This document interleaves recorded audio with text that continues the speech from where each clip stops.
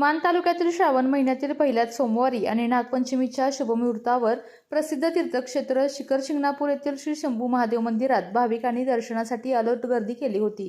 सातारा, सोलापूर, पुण्यासह संपूर्ण महाराष्ट्रातून आलेल्या भाविकांनी पहाटेपासूनच दर्शनासाठी लांबच लांब रांगा लावल्या होत्या। महादेवाच्या पिंडीवर जलाभिषेक, बेलपत्र आणि दवना अर्पण करत भाविकांनी दर्शन घेतले।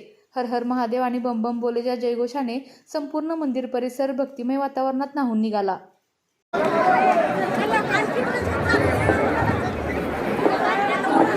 श्याम भोसले महाराज कोखे यांनी देणगी कार्यालयाने कलाकारांसाठी अन्नदानासाठी सहकार्याने मदत करा। आपली देणगी देवस्थान कार्यालयामध्ये उत्तर बसते घ्या। अन्नदान बांधकाम